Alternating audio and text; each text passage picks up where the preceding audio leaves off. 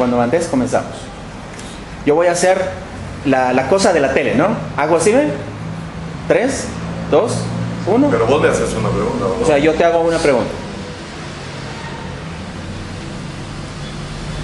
Muy buenos días, estimado capitán Oscar Platero. Queremos platicar sobre un tema que nos preocupa profundamente: la farsa del genocidio en Guatemala, y dentro del contexto de la reactivación del proceso que recientemente acabamos de ver con el fallido traslado del general Ríos Montt al Hospital Federico Mora. Por favor, la primera pregunta muy sencilla que le queremos plantear: ¿hubo genocidio en Guatemala, sí o no, y por qué? Bueno, pues muchas gracias, agradezco digamos esta corta entrevista. Yo quisiera manifestarles a quienes nos escuchan o nos puedan ver que la farsa del genocidio en Guatemala es el título de un libro que su servidor hizo como una especie de insumo para la coyuntura que se está viviendo en nuestro país. Todos sabemos que hace algún tiempo hubo un enfrentamiento armado interno que yo he tratado de resumir en un compendio histórico que se denomina, al cual denominé las batallas por Guatemala. De los 7 tomos que comprende este compendio, básicamente he presentado 3 y como un aporte a la coyuntura política, social y a esta ofensiva ideológica que tiene un sesgo perverso, digamos, en cuanto a la supuesta comisión de un posible genocidio en el país. Prácticamente hay, repito, 3 de los tomos ya fueron presentados. Quiero mostrarles la carátula del primer tomo. No podemos entender qué fue lo que sucedió durante el enfrentamiento armado interno si no conocemos sus antecedentes. Históricamente, la izquierda marxista guatemalteca e internacional ha manipulado el hecho de que en el enfrentamiento armado interno que se dio en Guatemala, repito, esta es la carátula del primer tomo, fue por factores endógenos y que fue por algunas justificaciones que no tienen cabida, como una supuesta exclusión, como la pobreza, como otros factores que en realidad son falencias del Estado guatemalteco en cuanto a enfrentar las debilidades estructurales de nuestro país.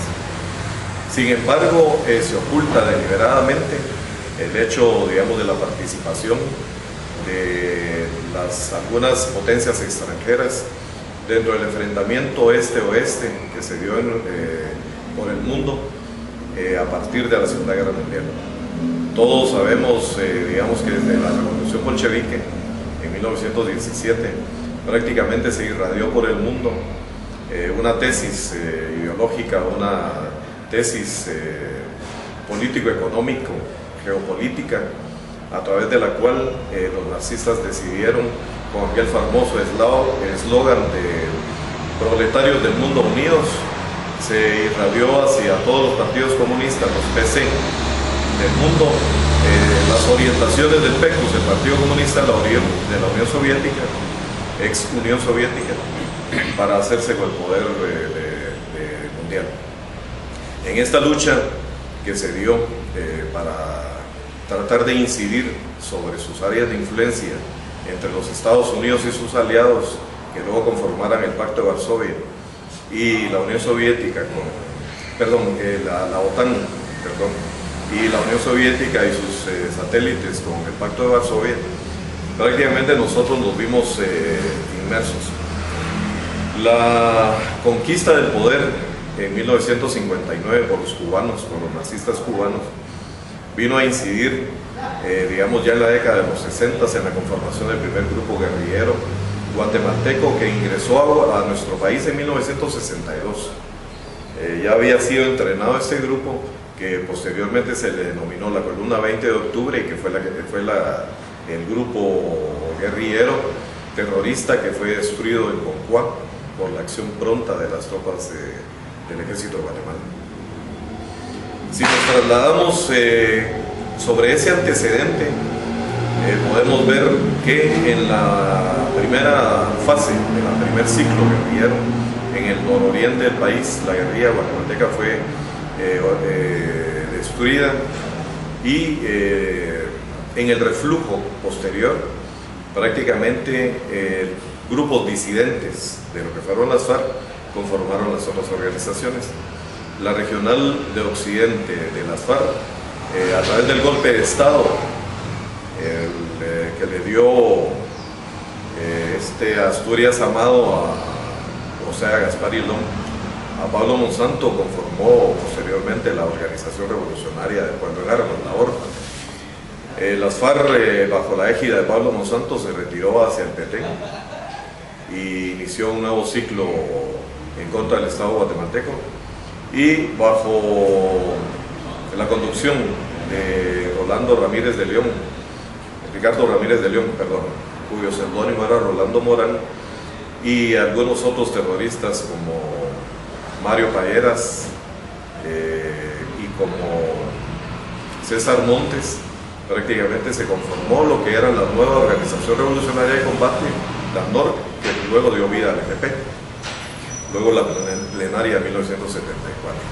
Ahora, ¿por qué durante todo este tiempo, cuando la guerrilla fue derrotada estratégicamente entre 1982 y 1984, jamás se habló sobre la tesis del supuesto genocidio? Y en otro video exponemos con propiedad, acompañado por otros líderes políticos o analistas políticos guatemaltecos, el hecho de que prácticamente la manipulación que se está haciendo sobre un supuesto genocidio en el Triángulo Ixil cae por su peso. Lamentablemente, ellos están tratando de manipular que en el área de Ixil hubo 1.771 supuestas víctimas, de las cuales Claudia Paz y Paz, de una forma perversa, una forma manipuladora e ilegal, delegó una función de Estado a una ONG. Imagínense ustedes eso, una ONG que se ha dedicado a la Fundación de Antropología Forense, que así se denomina, a hacer supuestos peritajes, siendo voz y parte de esa ideológica, de esta polarización que existe. Todo el mundo sabe que tanto Freddy Pecherelli como el señor Schwarzenauer, que es su segundo de a bordo, militaron y son simpatizantes de lo que fueron la Organización del Pueblo en Armas, la ORPA. Entonces ellos son juez y parte, y yo estimo, sin ser abogado, sin ser jurista, que Claudia Paz y Paz debe ser perseguida penalmente por haber delegado una función de Estado, repito, en una ONG.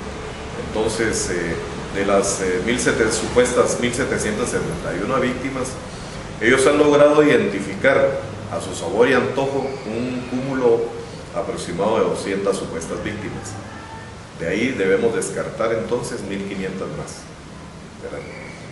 Sobre esto, ellos hablan de que estas víctimas o supuestas víctimas les encontraron dentro de su cuerpo, dentro de su cadáver, algunas ojivas, por ejemplo, de calibre 7.62. Yo puedo demostrar con documentos que el Ejército de Guatemala en ese entonces no tenía armas de ese calibre. O sea, balísticamente eso cae por su peso.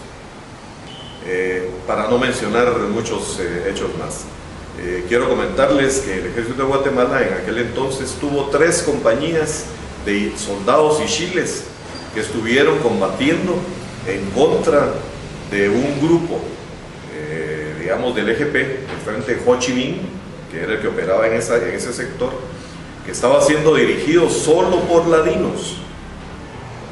Y eso es fácilmente comprobable. Si ustedes, quienes así quieren hacerlo, tuvieran a bien leer el segundo tomo de mi libro sobre el EGP, ahí develo yo lo que es esta conspiración.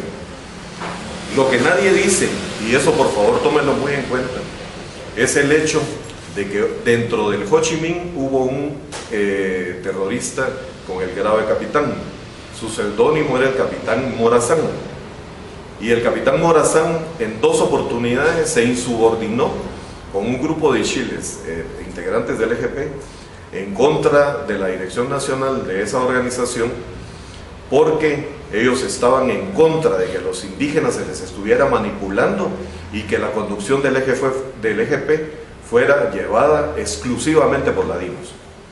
Eso es discriminación, eso es racismo. Y prácticamente por haberlo denunciado fueron aniquilados más de 24 terroristas del grupo de Morazán, fueron perseguidos en Vicalamá y todas las aldeas del sector, y prácticamente ellos y sus familias fueron aniquilados. ¿No serán esas las supuestas 200 víctimas de las cuales ellos coincidentemente están aportando información? Es una manipulación perversa, y hay un grupo de sacerdotes que militaron dentro de la mal denominada Teología de la Liberación, dentro de los cuales está Javier Gurriarán, está Luis Gurriarán, está Ricardo Falla Sánchez, quienes son los que han hecho prácticamente, a pesar de su militancia en el EGP, han querido vender la idea de que ellos son defensores de los derechos humanos, que son sociólogos, que son antropólogos, y a través de libros tan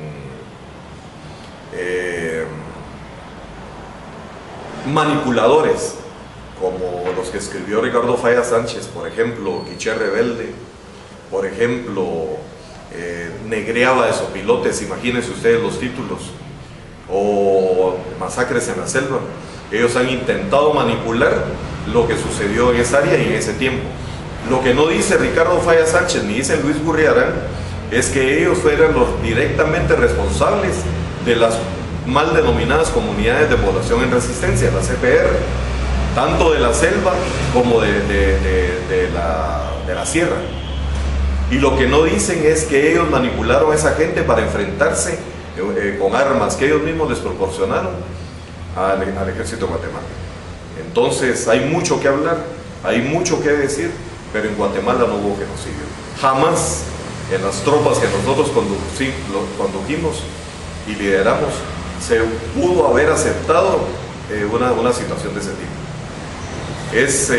Yo invito a quienes en realidad combatieron en esa área, que den la cara, y nosotros estamos dispuestos a hacer un programa transmitido en directo en donde la población que juzgue la sociedad guatemalteca y no este grupo de ONGeros que han hecho, que eran miembros del Frente Internacional del EGP y de la URNG en sus diferentes versiones u organizaciones, que han hecho de recibir la plata que recibían de Europa y que recibían de la izquierda norteamericana y de otros lugares. Ellos han hecho sus modus vivendi y continúan como nunca han trabajado ni saben trabajar. Ellos han hecho su modus vivendi, y repito, y ellos a través de ese recurso pretenden imponer esta farsa, pero no lo vamos a permitir.